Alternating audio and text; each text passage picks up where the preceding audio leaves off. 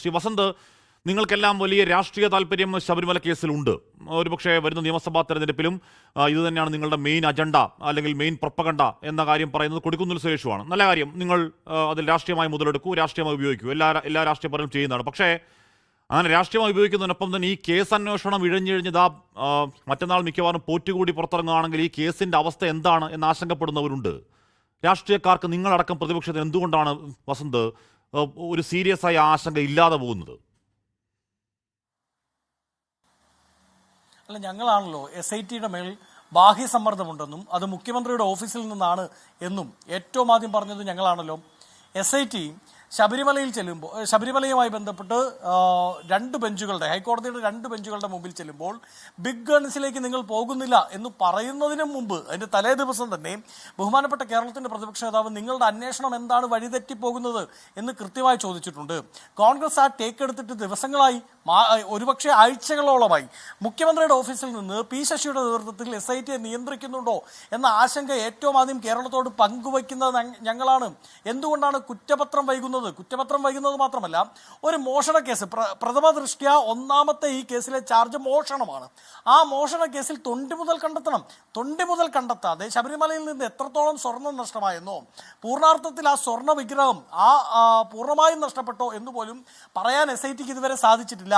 കടകംപള്ളി എന്ന് പറയുന്ന മുൻ ദേവസ്വം മന്ത്രിയെ എന്തിനാണ് ചോദ്യം ചെയ്തത് എന്നതിൽ വ്യക്തത വന്നിട്ടില്ല. സാക്ഷിയായാണോ, പ്രതിയായാണോ, സംശയത്തിന്റെ മുനയിലാണോ ചോദ്യം ചെയ്തത് എന്നതിൽ വ്യക്തത വരുത്തിയിട്ടില്ല. അതിനുശേഷം ആ ലൈനിൽ മുന്നോട്ട് പോകൽ ഉണ്ടായിട്ടില്ല.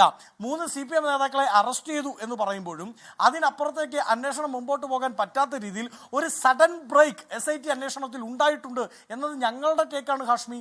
ഞങ്ങളത് വളരെ കൃത്യമായി പറഞ്ഞിട്ടുണ്ട്. വെറുതെ ഒന്ന് പറയാൻ വേണ്ടി പറഞ്ഞു പോകുന്നതും അത് വേണം എന്ന് വെച്ച് പറയുന്നതും സമരം ഇറങ്ങുന്നതും ഒക്കെ രണ്ടല്ലേ വസന്ത്? ഇപ്പോ ഒരു സുപ്രീം കോടതി വിധിയുടെ പേരിൽ കേരളത്തിന്റെ തെരുവുകൾ സമരഭരിതമായി നമ്മളൊക്കെ കണ്ടവരാണ്. ആ സമരത്തിന്റെ 101 സമരം ഈ വിഷയത്തിൽ ഏതെങ്കിലും കാലത്ത് എപ്പോഴെങ്കിലും ഉണ്ടായോ നിങ്ങൾക്കടക്കം ശ്രീ വസന്ത്? എന്തോ ഒരു സമരം ഉണ്ടായെന്നല്ലാതെ. അല്ല, ശബരിമല കൊള്ളയുമായി ബന്ധപ്പെട്ട് 2 MLA-മാരാണ് സത്യഗ്രഹം ഇരിക്കുന്നത്. അത് തന്നെയാണല്ലോ കേരളത്തിന്റെ നിയമസഭാ മന്ദിരത്തിന്റെ വെളിയിൽ സത്യഗ്രഹം ഇരിക്കുക 2 MLA-മാർ, 2 നിയമസഭാ സാമാജികർ എന്ന് പറഞ്ഞാൽ കേരളത്തിൽ ഇന്ന് എടുക്കാവുന്നതിൽ ഏറ്റവും കൂടുതൽ മീഡിയ അറ്റൻഷൻ കിട്ടുന്നതിൽ, ഏറ്റവും കൂടുതൽ ജനങ്ങളിലേക്ക് ആ വിഷയം പെനിട്രേറ്റ് ചെയ്യാൻ പറ്റുന്ന ഏറ്റവും വലിയ സമരമുറ അത് തന്നെയാണ് എന്നാണ് ഞാൻ വിശ്വസിക്കുന്നത്. യൂത്ത് കോൺഗ്രസിന്റെ അടക്കം നേതൃത്വത്തിൽ, KSUവിന്റെ അടക്കം നേതൃത്വത്തിൽ വിദ്യാർത്ഥികൾ, യുവജനങ്ങൾ അവർ തെരുവിലുണ്ട്.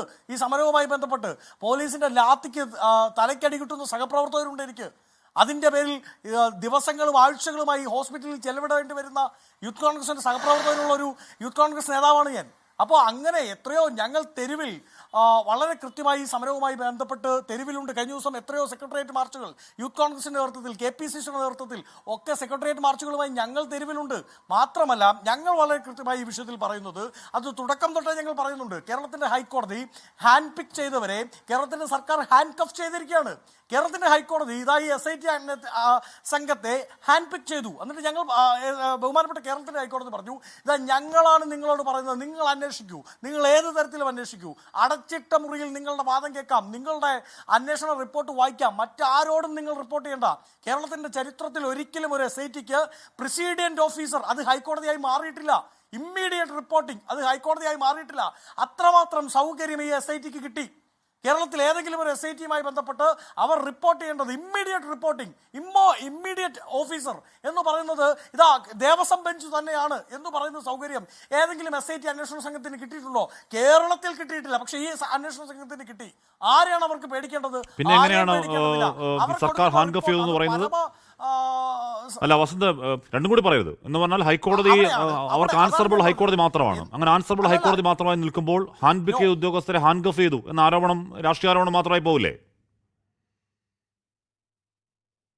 ഒരിക്കലുമില്ല. അവിടെയാണ് വ്യത്യാസം. അതായത് ഇത്രമാത്രം സൗകര്യങ്ങൾ കിട്ടിയിട്ട് പോലും ഈ അന്വേഷണ ഉദ്യോഗസ്ഥർ എന്തുകൊണ്ടാണ് സർക്കാരിന് അനുകൂലമായി പ്രവർത്തിക്കുന്നത് എന്ന് ചോദിച്ചാൽ, ഒന്ന്, ഈ അന്വേഷണ ഉദ്യോഗസ്ഥർ ഇതേ സർക്കാരിന്റെ കീഴിലേക്കാണ് SIT പിരിച്ചുവിട്ട് കഴിയുമ്പോൾ ചെല്ലേണ്ടത്. അവരുടെ പെൻഷനും അവരുടെ പ്രൊമോഷനും അവരുടെ ട്രാൻസ്ഫറും ഒക്കെ നിയന്ത്രിക്കുന്നത് ഇതേ മുഖ്യമന്ത്രിയുടെ ഓഫീസിൽ ഇരിക്കുന്ന P. ശശി അടങ്ങുന്ന ഉപജാപക വൃന്ദം തന്നെയാണ്. എന്തിനാണ് ഇവർ പേടിക്കുന്നത് എന്നാണ് ഞങ്ങളുടെ ചോദ്യം. ലോകത്തെവിടെയായാലും ഏത് സമയത്തും 24 വാർത്തകളും ഓഗ്മെന്റഡ് റിയാലിറ്റി പാക്കേജുകളും എക്സ്പ്ലെയിനറുകളും വിശദമായി കാണാൻ ഞങ്ങളുടെ YouTube ചാനൽ നിങ്ങൾക്ക് സബ്സ്ക്രൈബ് ചെയ്യാം.